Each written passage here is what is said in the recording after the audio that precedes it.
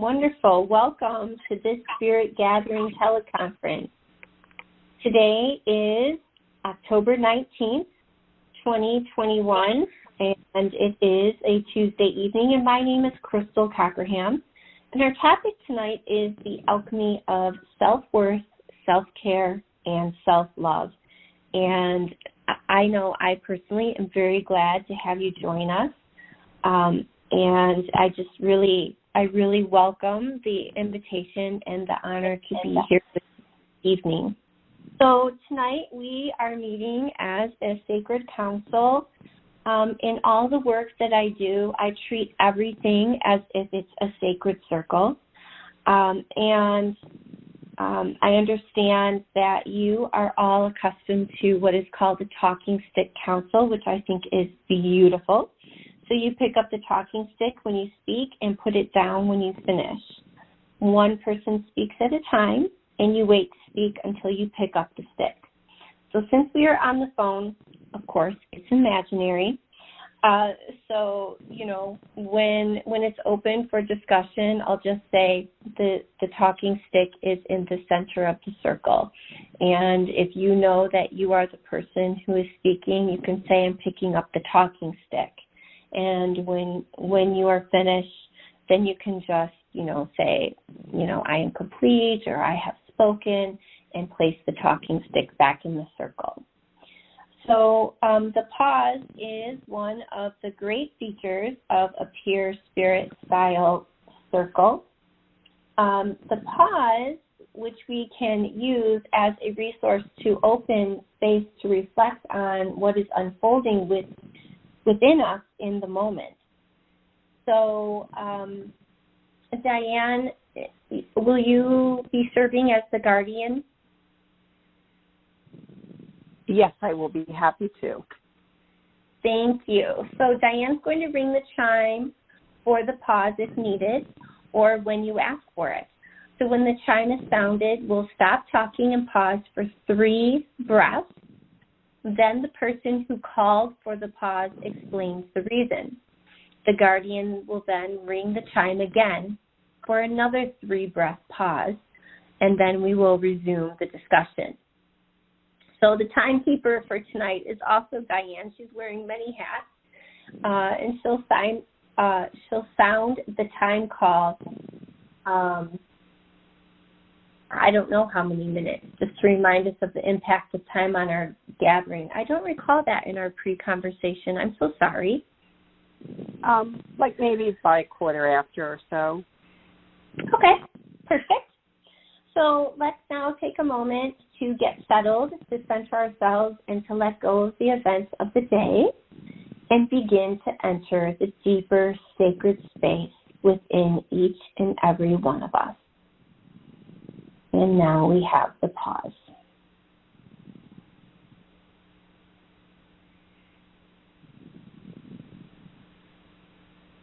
And now let us imagine that we are joining together, sacred heart to sacred heart, with every other person on this call right now.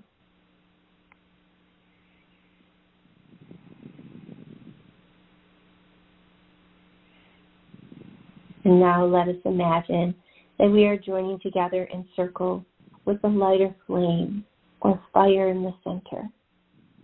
Imagine a spoke of light coming from the center of the circle to your heart, and for each person here on the call tonight or listening afterwards to the replay. Now we are connected, sacred heart to sacred heart.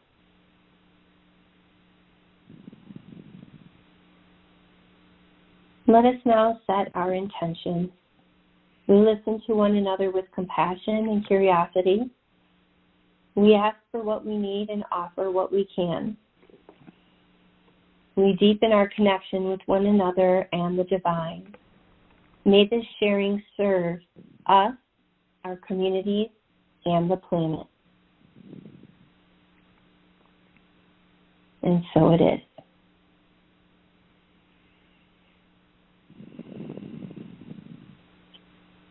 All right. So so now is the time where we are just going to kind of dive in. And so the alchemy of self-worth, self-care, and self-love was really brought about for me in my work with women. And the way that I see the alchemy at play is, the ultimate goal is to have unconditional self-love, right? Love for ourselves unconditionally, full self-acceptance, and honoring of ourselves in all of our forms and all of our ways. And while that is a state of being that we work towards, self-care is the means by which we learn to be with it. Self-care is the means by which we practice the art of what will become our loving ourselves. And in order to do that, there is a claiming that if it hasn't already happened, needs to occur for you, and that is owning and claiming your self-worth. Because if you don't have self-worth, you're really not going to consciously engage in any form of self-care. And in so doing, you deprive yourself of the self-love, right? And that self-love, if it's not present, really keeps you from fully experiencing love from another or to another. Because in that, there's this energy, I like to look at it as an infinite energy of giving and receiving. And you can look at that as when you are engaging in self-care and self-love, it's a giving and a receiving to and from yourself. So if you are, and many of us are, we really love to give. We love to nurture and care for others, right? We care about others. And that is fabulous. Not so much if it's at the detriment to our own person, right? Our own being. And so when we start talking about self-worth, one of the things I'm going to invite you to think about is dignity, right? Having dignity in all things and aspects of your life for yourself, right? And claiming that you are worthy simply because you are, you exist. It's not attached to any skill set that you have. It's not attached to any achievements that you've earned throughout your life. And it's not because you know so-and-so or you have such and such. Simply is because you were born and you exist. You live. Therefore, you are worthy. So, of course, I have a little list here of some signs where you may be struggling with your own self-worth in some form or another, okay? And let's face it, we're all humanoids walking the planet Earth, spirits in human form here. So we are having that human experience, and there are moments where maybe we have a lack of personal boundaries. That lack of personal boundaries can be a way shower of where we're not putting our self-worth into the game, right? We're not playing with our own pieces. We're making everybody else more important. Another flag is perhaps constantly doubting yourself or questioning the value of what you do or how you do it. Right? It's okay to not be perfect. We're not supposed to be perfect. We're just supposed to do our best in every situation. Also questioning whether you are lovable or not. Of course you are lovable because you are worthy of love. Love that you give and receive from yourself, love that you share with others, and allowing yourself to open and receive that love from others as well. So some other things would be, maybe you find it difficult receiving compliments or gifts from others. Maybe that makes you uncomfortable. Maybe you don't know how to take those compliments, right? Or you dismiss them like, oh, this old thing. Well, no, that person really sees whatever they complimented in you as beauty, right? It invokes this state of beauty within them, and they're reflecting that to you and giving you a compliment. So in negating that, you're negating your value, right? Your worth, the acknowledgement and recognition that you exist. This is very powerful. So, other ways where, self-worth may be this thing that, you might want to sit with is, is the martyr archetype really up for you? Are you constantly and consistently putting others before you, right? Do you settle for less in relationships and jobs, right? Conceding the raise or the praise or the recognition for others' inflation or others to have the light on them. Do you hide from being in the light? It's another kind of way shower, or for something to just kind of look within you and talk to that aspect of yourself and say, wow, what is that about?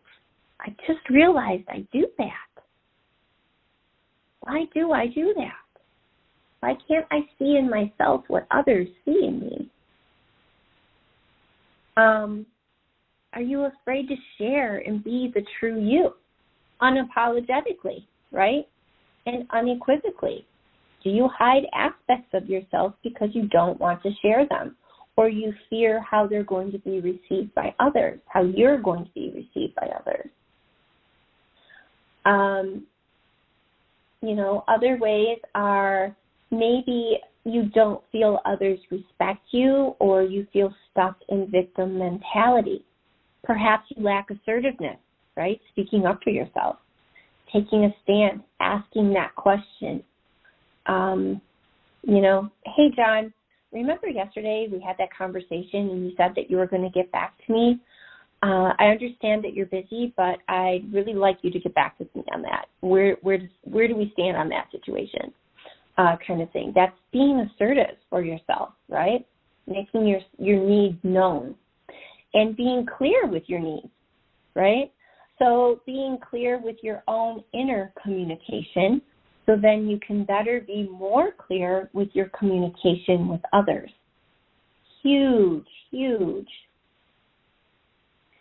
And lastly, and this is a big one, is do you experience some sort of state of depression more than happiness?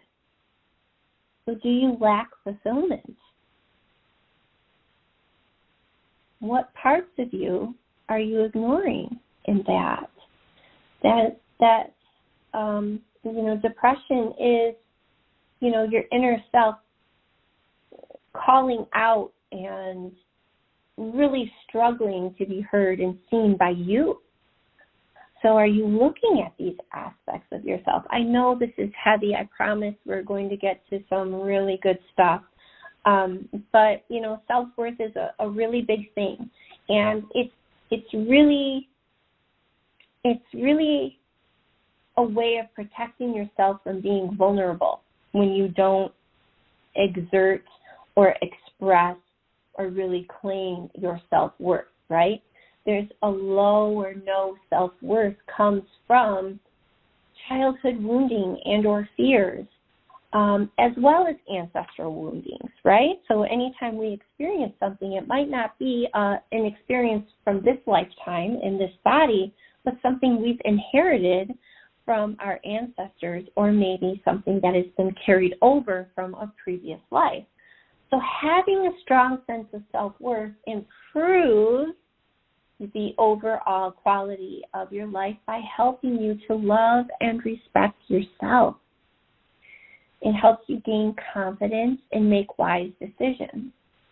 But it also helps you create personal boundaries and inspires you to surround yourself with living and supporting people who help you to remove the toxic people and habits from your life.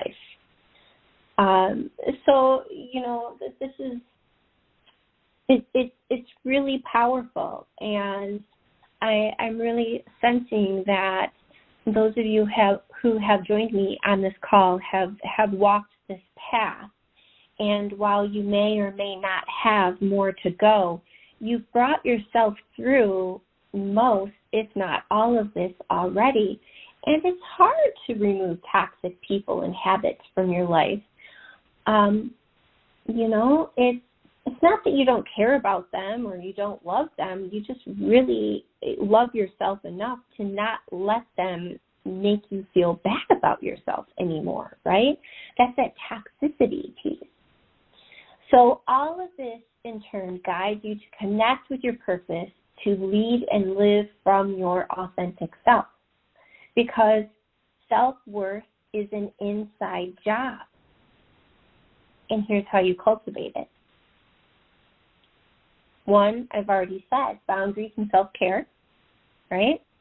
And we're going to talk about self-care more, but here is a really good time to plant that seed where self-care isn't always escaping to the spa or going shopping or soaking in the tub and going for a walk.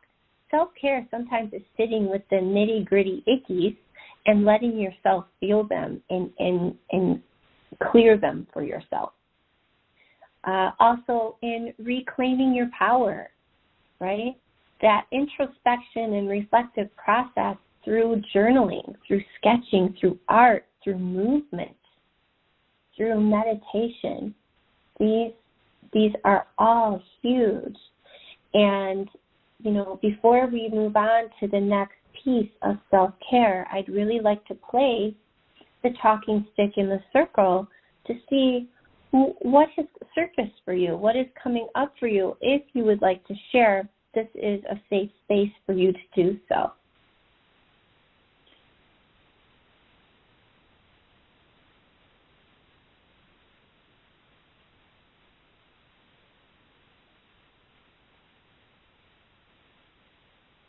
This is Diane. Thank you, Crystal. It's really interesting.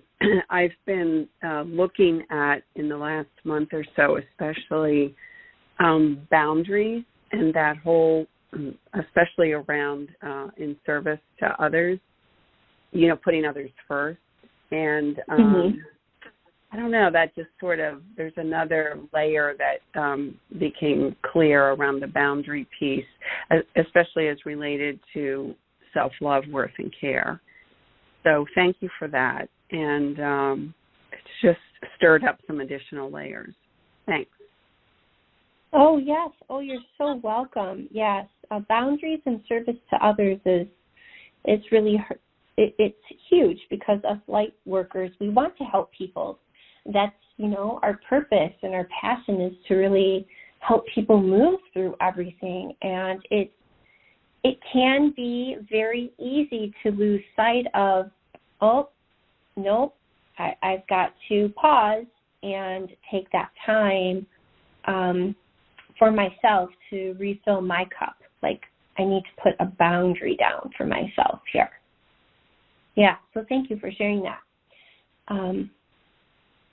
And I apologize, I interjected and I did not hear you say you were complete. I'm complete. Thank you. You're welcome.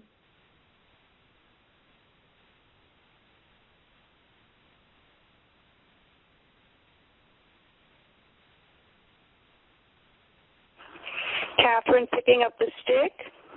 I liked your concept of struggling with self-worth being a flag that would go up, but that resonates really well for me.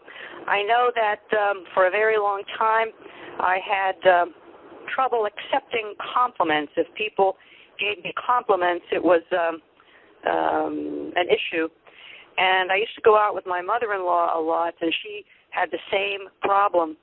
So we would, go to a restaurant, and someone would give us a compliment or give us a free snack or something. And we came up with this mantra that we would use in response: I graciously accept. And that seemed to help us, putting down the stick. Well, thank you for that. That was one that I struggled with for a long time myself. So thank you for sharing.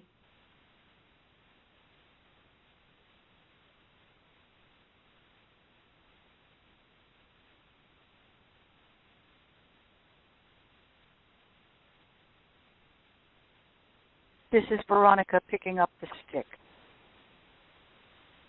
Depression is my struggling to hear me.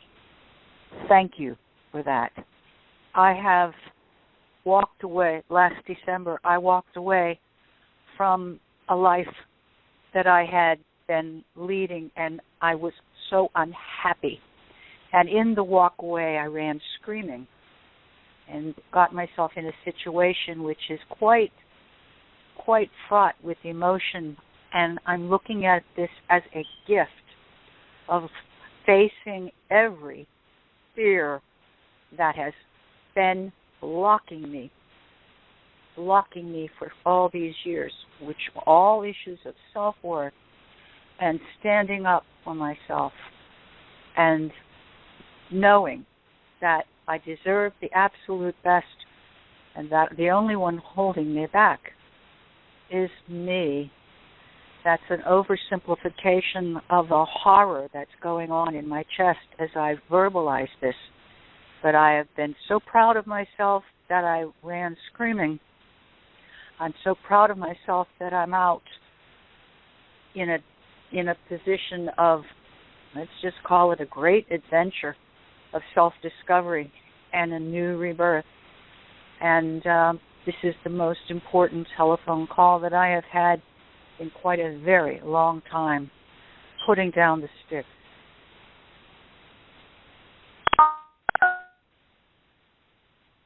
I would like to request a pause and the chimes, please.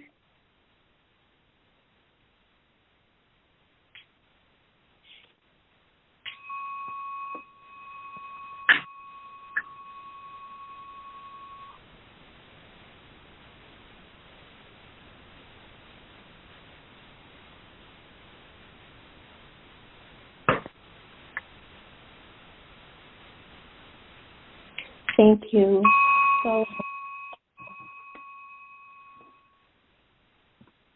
Thank you so much, Veronica, for that and the courage of showing up for yourself and voicing that and sharing that here in this space tonight.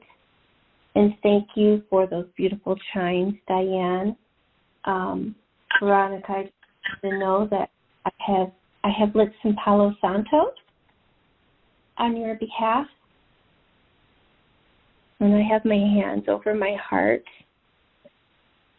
and if you're willing to receive it, I'm really sending you the love and the honoring of your courage to walk that path.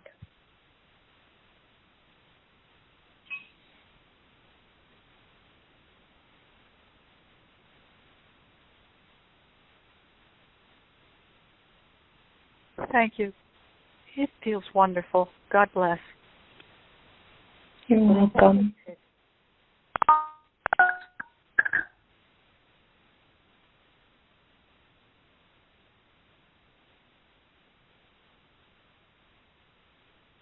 Okay.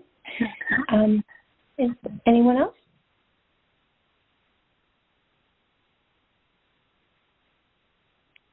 All right. Well, let's move on to self-care. I'm sorry, there was some noise. Is somebody picking up the stick?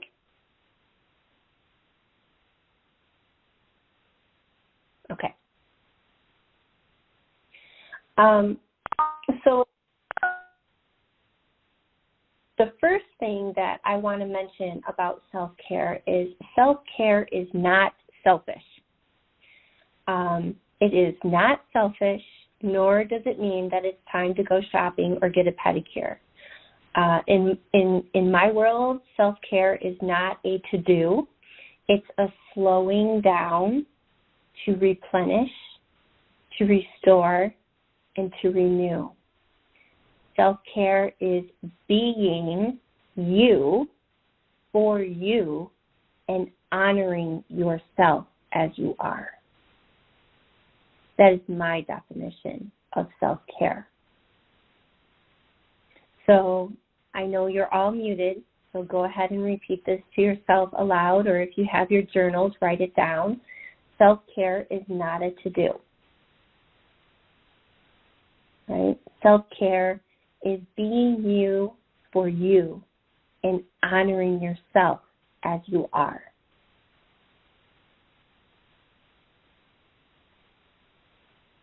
And of course, there are ways that help us get into the energy of that, such as soaking in the tub or going swimming or going for a walk or walking like the shoreline, walking in the woods, going into meditation in some form or some way, to just quiet your mind and just listen to what that inner self of yours is needing you to hear. Sometimes it's, okay, so I'm air quoting. I know you can't see me, so I'm air quoting this, nap. It doesn't mean like I need a nap time at 2 o'clock every day, but sometimes, there's this thing, I call it like a processing sleep, because it's just, your body just needs, it's shutting down, and it needs to like put its pieces back together and calm. And it's like this different type of sleep. And of course, there is the actual physical nap too. Sometimes just doing some sacred reading, right? Whether it's inspirational, motivational, spiritual, or maybe you just need to check out of the world and get lost in your favorite mystery or whatever book that it is that you like to read. Or, every once in a while when, like, my brain is super full and I've been in massive creation mode, I just need to tune out and watch a Hallmark movie, or I really like the home design shows. So when I say watch a movie, I'm not trying to turn you into a couch potato. It's just another means of how can you check out, right? There's so many really neat adult coloring books, or doing some kind of craft project. There's so many ways that you can engage in and pull from the energy of caring for yourself enough. And by enough, I mean like you're doing an activity and you're engaging enough in it to where it brings you to that space where you can be and listen to what's coming through for you and really honor yourself as you are and what it is that you need to do. So, you're sometimes, there are those go-tos. But then sometimes you even have to mix up what it is you're doing because it's another pattern, right? So even your acts of self-care that get you into that beingness with you, yourself, and you, those, it's good to shake those things up as well. So I'm not saying going to get a massage isn't an act of self-care. It absolutely is. But if you're going to schedule a massage every single week it's always self-care, but it might not be the level or the type that is being called for you, right? Because it becomes a habit, it becomes a learned pattern, and you may not be able to go as deep into yourself as needed. So it's really good to kind of explore different means by which to engage in the energy of caring for yourself, right? And those acts of self-care. And, it could just be you have different things, and I always like to think that, and I always tell people that your daily practice, your spiritual practice, is the highest form of self-care, right? That's your sacred time and your sacred space to commune with the divine and your higher self and all the aspects of yourself. That is the ultimate self-care. And, I know many people who their daily practice is the same time and the same way, like clockwork every day, and there's absolutely nothing wrong with that. But I invite you to sit with, what if tomorrow it needed to be different? Could you still reach that sacred space within yourself? Right? Do you have little mini practices in your tool chest that help you get through the day? That's self-care. If you're stuck at a desk at work, and boy, that computer is just being a nitwit, and it's just not working the way it's supposed to be working, the self-care could be you're getting up and going for a 5-minute walk in a tea break.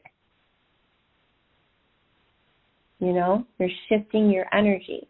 You're clearing. You're getting to the point where you can be with yourself and not caught up in what is happening to take you out of your own alignment and centered beingness. So self-love is ruthlessly compassionate self-acceptance. Okay, there's more, but I'm going to repeat that because some of you may or may not be writing this down. So self-love is ruthlessly compassionate self-acceptance, self-appreciation, and self-awareness, all bundled up together. So when you find your self-love and you are connecting to the sensual nature of the divine feminine energy within you, along with your passionate flow and igniting that life force energy, that is unconditional and unequivocal self-love. And we all have that divine feminine energy, right? That life force, that sacred space, that container that resides within each and every one of us. So something that self-love does not do is it does not allow space for comparison, judgment, or negative criticism. So you can give the negative self-talk the eviction notice, right?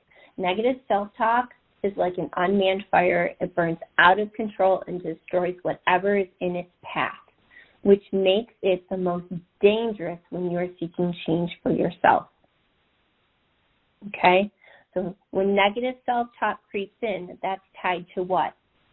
That's tied to the self-worth piece, right? That's your ego. Your ego's like your most faithful general, like the most faithfulest general ever. So it could be that the change you're inviting in for yourself could be the best thing for the whole entire planet, and it's going to make you so happy, like you won't even know what to do with yourself. But your faithful general is just going to start talking negative Nancy all day long, up one side and down the other, because it's different. It's not in your comfort zone. It's not on the same playing field that it's used to. So whether it's good or bad, it doesn't care. It just knows it's different, right? So when that negative self-talk, steps in, from that conditioned aspect of yourself, it doesn't feel good. That's how you're going to know that it doesn't belong there. You know, where there's change, transformation happens. Okay? That transformation means you are up-leveling to a new playing field. And of course your faithful general feels like he can't protect you there. Right? And that's his job, to protect you no matter what. But he doesn't need to be in charge of you. You're in charge of you. He's just in charge of keeping you safe. Right? So when those negative criticisms start popping up in your head, and we all know it, we've all experienced it, be gentle with yourself. Stay the course. I'm not saying totally ignore it. Just say, I hear you, but I got this. I'm in charge. I'm the leading lady. I'm the leading man. I'm the leading being in my life, not you. Faithful general, you're along for the ride. Right? So here are some ways that you can practice self-love. Don't close yourself off from your feelings. Be honest about them. They're there. Don't deny it. Happy, not so happy, angry,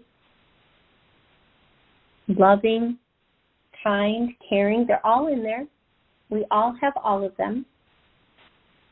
Be clear with yourself about what you need and what you want, and set clear intentions that add conscious inspired actions too, right? And of course, you know, this is going to show up, right? Because we've been talking about it, self-care. You got to care for yourself and live your passions. If it lights you up, you need to do more of it, right? Find a way. Find the time. Give yourself permission for that. And be mindful of who is in your personal community and clear out those toxic relationships, right? You're here tonight, so you're already doing it. You're exploring spiritual circles that meet and fit and suit you and your needs. And they are there for your support, your guidance, and your expansion. So also do your work. The transformative process isn't sunshine and roses. That comes from going through it, right? So this doesn't mean you have to go through it alone. You know, seek guidance and support from somebody if you need it, right? And if you think you need it, you probably need it. And live intentionally. So when making a decision, ask yourself, does this support my passions and intention? Is it in my highest and greatest good? And if it feels light and freeing, even if it's a little scary, follow that nudge. It can only lead you true because it's coming from that most truest aspect of you, of yourself.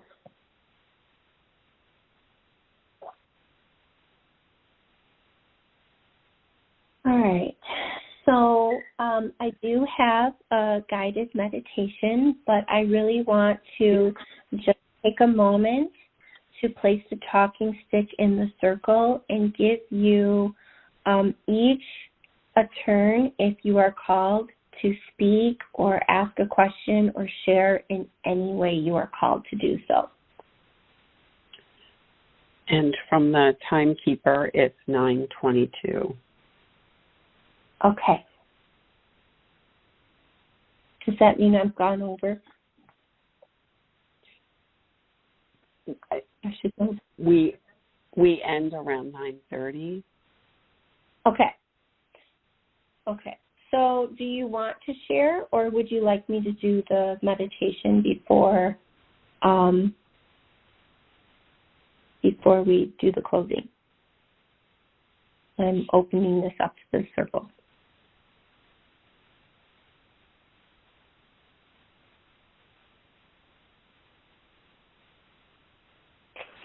Catherine, picking up the stick, I've already shared, so I'm willing to go straight to the meditation, putting down the stick. Thank you, Catherine.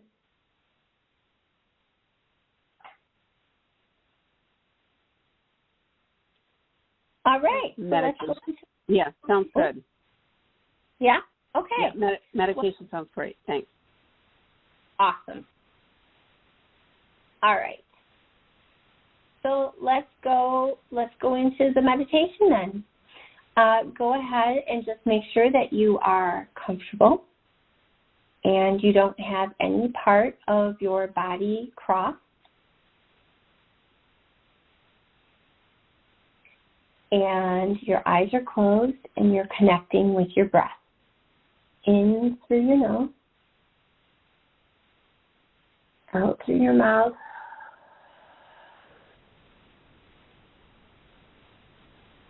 And again, this time when you're exhaling, you're just releasing the tension that you're finding in your body, adjusting yourself to where you're physically, firmly present with yourself. And bring your attention to your third eye, your inner vision tract.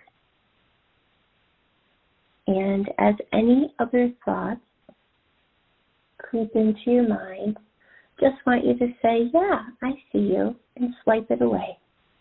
As if you're closing apps on your phone or your tablet. Just swipe them away.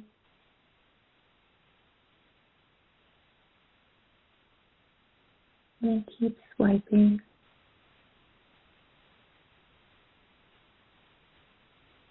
Till you find yourself in a really blissful space, whether it's day or night, inside or outside.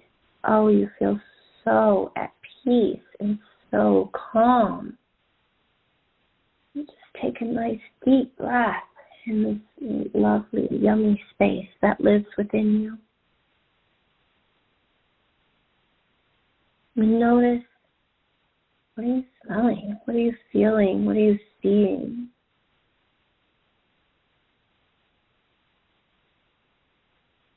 And as you breathe it in and acknowledge it, you feel the warmth, whether it's the warmth of the sun or the glow of the moon, right at the top of your head, at the surface of your hair, just this light tingling.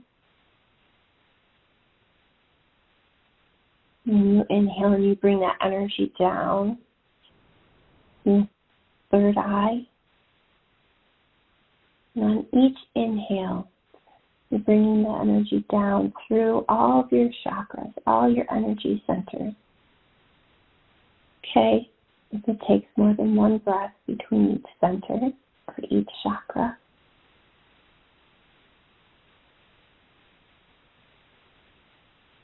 And when you get to your heart space, you're just going to allow the tingling to build. As not only is it coming through your heart energy center, but also your high heart, and traveling through your arms and out through the palms of your hands. Breathing it down to the solar plexus.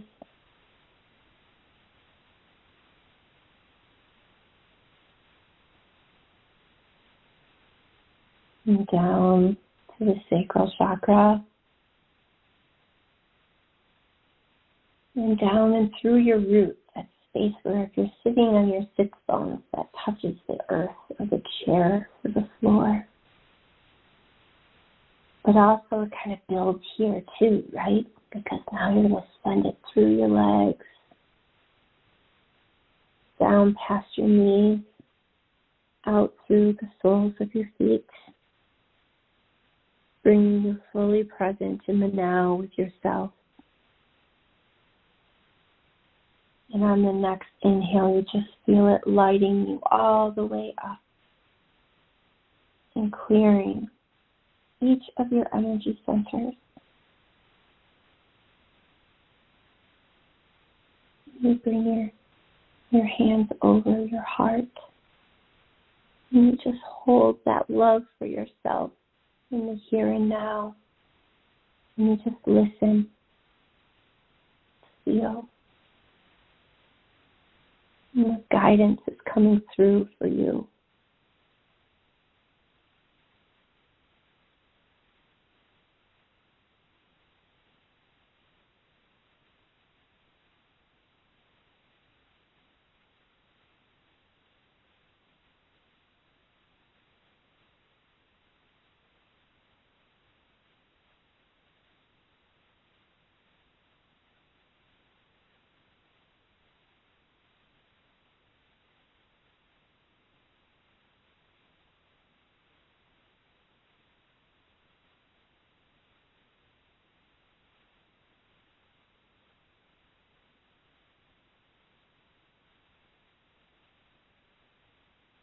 Taking just one more moment, knowing you can come back to this space anytime you choose.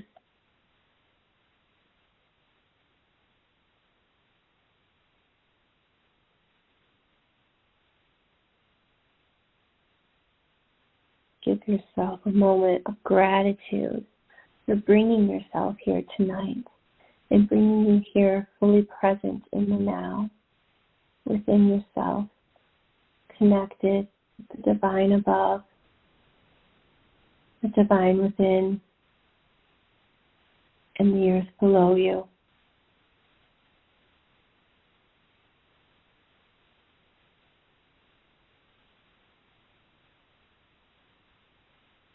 Begin bringing yourself back by wiggling your fingers and your toes, moving your wrists and your ankles, stretching back into your body, and opening your eyes first down and then forward.